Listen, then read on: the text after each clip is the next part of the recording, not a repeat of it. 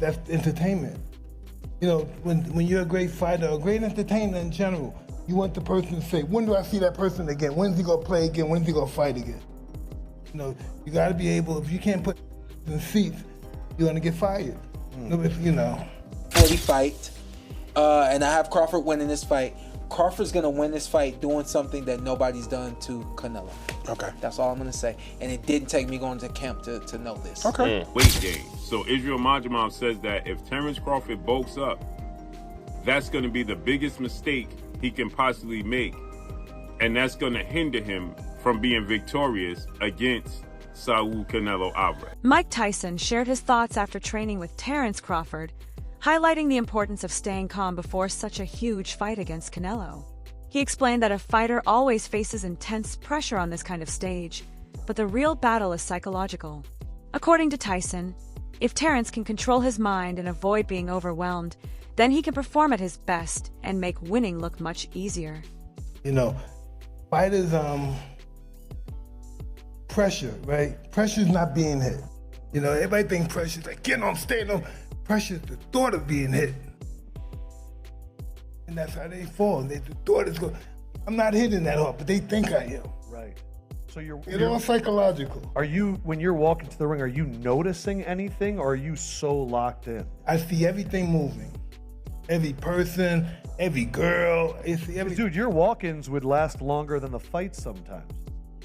Do anyone have a napkin on my towels? Because I'm sweating like a pit with one hole up here. You sweat. We will get you one. You sweat. Thank you. Yeah.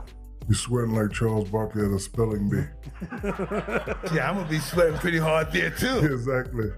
So, Mike, we all know you hit hard. Who was the first person that when they hit you was like, oh, okay, this guy hits pretty hard? Amir Khan, himself, a seasoned boxer who once shared the ring with Canelo Álvarez, acknowledges the sheer magnitude of a potential clash between Canelo and Terence Crawford. Khan believes Canelo is a great fighter with unmatched experience, but he also points out that Crawford possesses real punching power. With Crawford gaining weight and adapting to the division, Khan sees him as a stronger fighter than ever before. He suggests that this is not a one-sided contest because both Canelo and Crawford bring incredible skill sets. For Khan, the bout represents more than just another fight. It is the meeting of two extraordinary talents, each capable of shifting the outcome with a single move. He admires Canelo's proven dominance at higher weights, but cautions that Crawford's ability to adjust, adapt, and rise to new challenges makes the showdown hard to predict. He did that to Canelo after, so to your point, can Crawford do the same? Coming up from 54 and 47, can he, or will that, throw off the catch and shoot? I was gonna catch and shoot, We're not catching the shoot. Make me think. We're not catching the shoot. We're catching it, resetting, and getting out of this range for a minute or two. My fight with Arrow, I came back to the corner, I had a look on my face, I guess. And my dad said, what's wrong? I said, nothing. Like, classic Sean, nothing. He said, Sean, tell me what's wrong. I said, my legs are kind of tight. He said, your legs kind of tight? He looked back, looked behind him. He would always do this and look back at the other corner. I don't know why. He looked back at them. It was a habit problem. He said, all right, we're not going to use our legs so much this round. And I was thinking to myself, like, I need these legs. I'm not trying to wear these shots. So, to your point, when there's a feeling, when the nervous system goes out, where does that adjustment take place? Do you trust the adjustment? Do you implement it? So that next round I did settle down a little more. I was lost the round. Whatever. Hell up. I don't even know what round it is. Chill out. You don't even know what round it is. Pour this water on you. So we got some time until this fight. So we ain't gotta pour it all out at one time. We'll work our way up to this one. Try to get on big guests to lead up to the fight. Expect some more very, very big guests, and expect some very, very big things from the Puerto Rico podcast. The week of Crawford versus Canelo versus Crawford takes place here. What is that? September 6th? 13th. I was just gonna say, I've been critical of the fight because I felt like it serves as a foreground to the Ali Act stuff. And analysts have been quick to underline the concerns surrounding Crawford's age and experience at higher weight classes. At 38 years old, By the time this fight potentially materializes, Crawford faces the natural decline that comes with age. While he did step up to 154 pounds to fight Israil Madrimov, that single bout has not convinced all observers that he is ready to stand toe-to-toe with someone as seasoned at higher divisions as Canelo. Age is more than just a number in boxing. It influences speed, reflexes, and recovery, which are critical when facing a relentless opponent. Analysts argue that while Crawford's skills remain razor-sharp, his body may not respond with the same intensity it once did. They frame this fight as the biggest test of his career, not just technically, but physically and mentally given the stakes and the opponent he faces. Successful September 13th, Las Vegas, Nevada, Allegiant Stadium, when he takes on another first ballot Hall of Famer, 4-division world champion, 2-time undisputed world champion, and reigning undisputed super middleweight world champion, Mexican superstar boxer Saul Canelo Álvarez, who is 63 wins, 2 losses, 2 draws, 39 wins by way of knockout. Terence Crawford had one fight at 154. That was against Israil Madrimov, the WBA junior middleweight world champion, right? And since then, Terence Crawford has moved up now to 168 to challenge Canelo Álvarez, okay? And so prior to that, he spent 5 years at what? Welterweight. So the concern that people have for Terence Crawford, rightfully so, is that Terence Crawford will be 38 years of age 2 weeks after the fight. So he's 37, okay? Terence Crawford has one fight at 154. Prior to that, Terence Crawford has been competing, okay, since 2018 for the last 7 years at 147. Since June of 2018, he's been fighting at 147. His only fight outside of that division in the last 5 to 6 years was his fight against Israil Madrimov at 154, which he won, unanimous decision. I thought he handily won, but people thought that he struggled. Israil Madrimov is now 10 wins, 2 losses, 1 draw, 7 wins by way of knockout because he lost his last fight to Mexican superstar, WBC junior middleweight interim champion Virgil Ortiz Jr. Crawford and his training team have consistently emphasized their preparation. They note that their focus is on avoiding the mistakes made by Gerald Charlo, who lost convincingly to Canelo. Crawford insists he is not Charlo, and that his style, discipline, and ring IQ set him apart. His team has been developing strategies that rely on movement, precision, and smart pacing. The approach highlights their awareness that brute strength alone won't defeat Canelo. Instead, they aim to frustrate him with defense and capitalize on counters.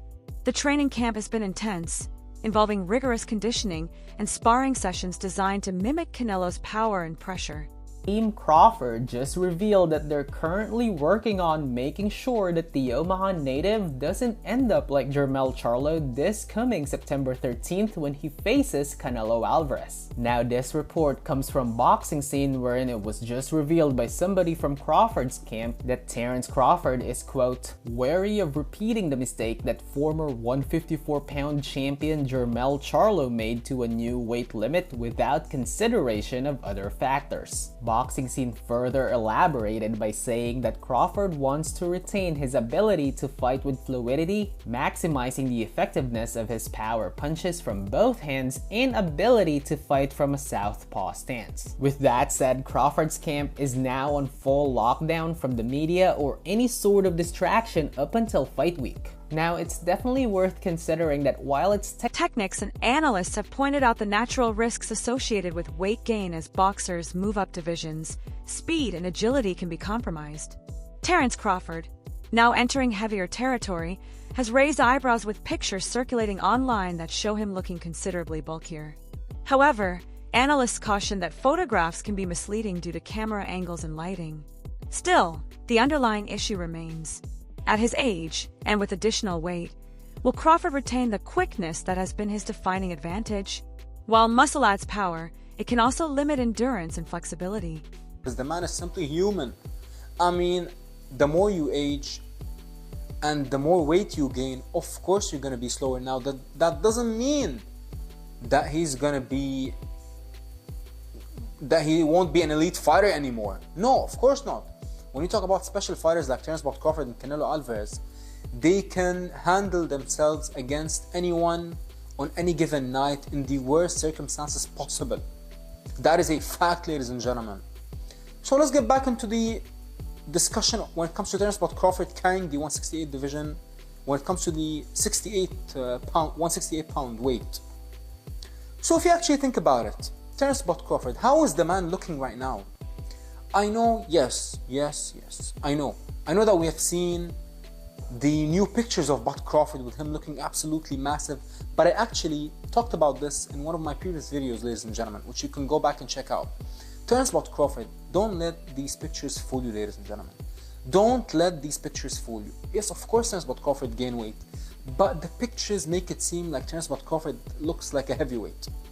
Let me tell you this, ladies and gentlemen, the lighting and the pump and the angle, everything plays a part in how you look in pictures. You know what I mean? Like, this is a fact, ladies and gentlemen. I can show you 2 pictures of me taken within 24 hours, and in one picture my physique looks completely different than the other picture. One picture I can take after having a unbelievable workout, with a nice sweat on, with a nice pump, with some nice lighting and a nice angle. I would look completely different than when I look right now or getting out of bed, which I just did. Abel Sanchez, one of the most respected trainers in boxing, has dismissed the idea that Crawford stands a real chance against Canelo.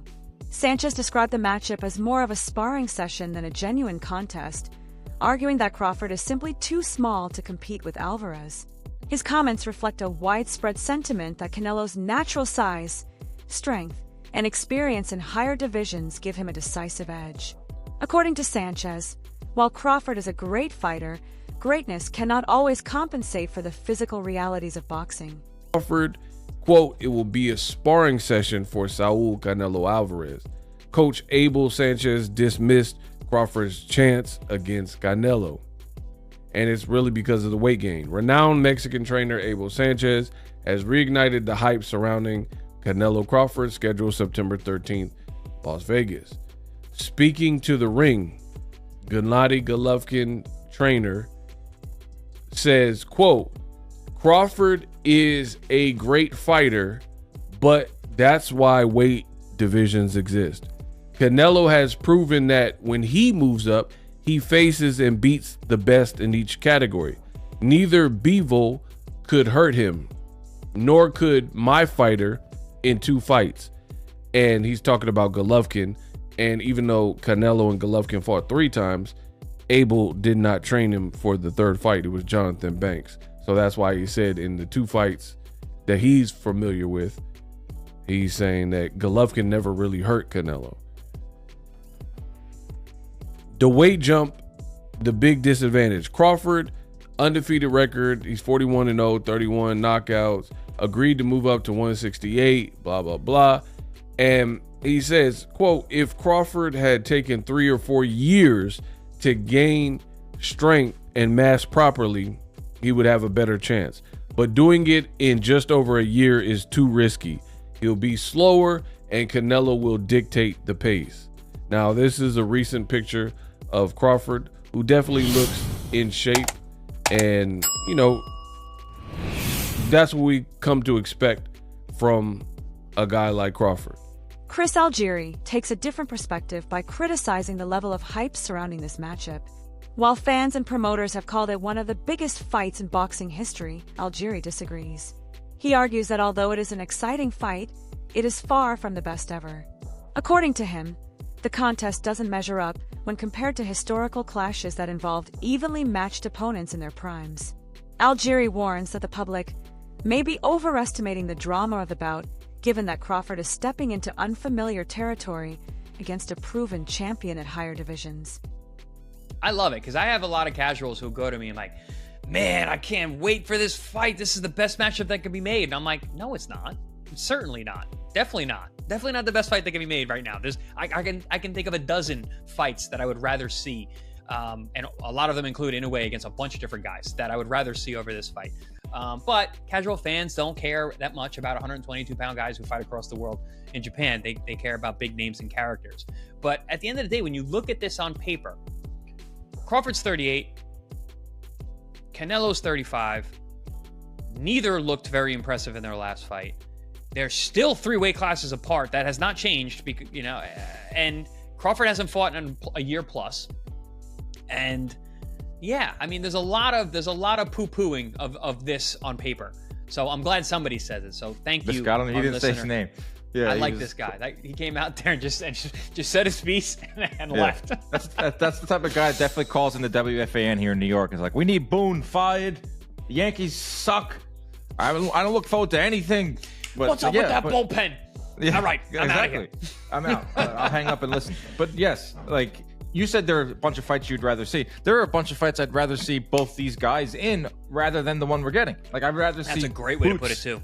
Yeah, Boots versus Crawford. I'd rather see Canelo versus Benavidez, Canelo versus Bivol, Canelo versus anyone at 168 of these top 5 there.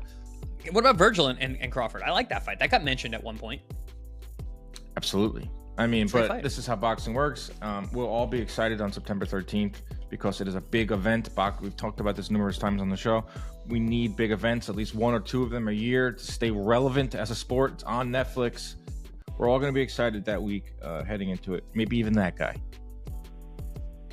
Hey, Dan and Chris. Love the show. This is Nero calling from Hollywood. I was wondering, with so many people taking Bud Crawford to win, I think at one point it felt like a hot take, and now it's becoming sort of a standard take. I hope this isn't too much of an abstract question, but can you think of another time where someone chose what seemed to be a hot take and then become the regular take? And what was the result of that fight? Personally, I think it's a bridge too far for Bud Crawford, and I think people are underestimating Canelo, but who knows? The boxing analyst Showbiz The Adult emphasizes the disparity in the quality of opposition both fighters have faced. He argues that none of the opponents Crawford has beaten could realistically handle the caliber of opponents that Canelo has fought. This perspective highlights the difference in resumes. Canelo has consistently fought and often beaten champions across multiple divisions, while Crawford, despite his undefeated record, has not faced the same level of established threats. Canelo Álvarez has often faced accusations of avoiding the toughest challenges, with some critics claiming he picks opponents who are easier to beat. However, supporters argue that this narrative is unfair. Every fighter Canelo has faced has been a respected and accomplished boxer, many of them champions in their own right. Comparing records logically, Canelo has had the tougher career path. His opponents have consistently been elite-level fighters across weight divisions. By contrast, Crawford's record, while flawless, lacks opponents of similar stature. Name the fighters Crawford fought who would beat Triple G. That Spence, that Crawford fought, that Kell Brook, that Crawford fought, that Sean Porter, that Crawford fought, would any of them beat Callum Smith at 168? I'm not sure how many fighters Crawford fought would beat the Miguel Cotto that Canelo fought. This is what I'm trying to say. When it comes to skill, experience has a lot to do with it. Case in point, you get an Austin Trout, you get a Caleb Plant, you get a Lara, you get a Floyd Mayweather, you get a Bivol. Just those 5, when it comes to experience, gives him the right experience that when he fights Crawford, he's not like, I don't know what this is like. There's not one fighter Crawford fought that would give him the experience against Canelo. Reports and training footage reveal Crawford's intense dedication as he prepares for this challenge. His routines include strength training, high sparring, and conditioning drills aimed at improving endurance. Crawford has been experimenting with different training methods to ensure he is ready for the heavier punches and longer exchanges expected against Canelo. His focus is not only on physical fitness, but also mental toughness, with his camp stressing discipline and composure. The heart of the debate lies in this simple reality. Crawford must deal with Canelo's relentless style. While Crawford's defense and movement are superb, Canelo has built his career on patiently waiting for openings. Against Errol Spence, Crawford dominated, but Spence did not have a size, strength, or strategic patience that Alvarez possesses. And that usually breaks him down. So with some fighters, I see is that they think that Canelo is easy work because of the fact that he's flat-footed and he just kind of like, he does basic, I would say. He has basic skills, but he's really good at those basic fundamental skills. He does everything almost like perfect. But yeah, he's flat-footed, but you got to realize that he also has hell of a head movement and body movement. He understands, and he's perfected at rolling with the punch thing. He's been rolling with punches like just to take off the steam off the punch. Former world champion Kell Brook provides a detailed breakdown of why he leans toward Canelo in this matchup. Brook respects Crawford's victory over Errol Spence, but stresses that Spence is no Canelo. The Mexican star brings a unique blend of power, experience, and tactical control that Crawford has never encountered. Canelo thrives at higher weight classes, where he has repeatedly proven himself against bigger and stronger opponents. Brook believes that while Crawford's technical skills are elite, they do not fully prepare him for the challenges posed by Canelo's intelligence inside the ring. He frames the contest as perhaps the most difficult of Crawford's career, because never before has he faced such a complete fighter with so many advantages in size, strength, and strategy. You've got to sway towards Canelo. Crawford's gonna have to, move up, and I knew when I boxed Golovkin, there's a big difference, especially with someone that, fighting a middleweight, a mediocre world champion's okay, but when you're fighting someone like, Canelo or Golovkin, it's a different kettle of fish, I have to lean towards Canelo, but, Crawford's very, very, very good. Do you think Crawford's still got the legs? Obviously, he's very much got great IQ in the ring, but he's very much a good mover as well. Do you feel like he's still got the legs to be maybe out-moving Canelo if he needs to? Well, I don't know. I think when we look back at Mayweather when he beat Canelo, he's a mover. Crawford's not really like Mayweather in that aspect. He's more. He kind of sets his feet.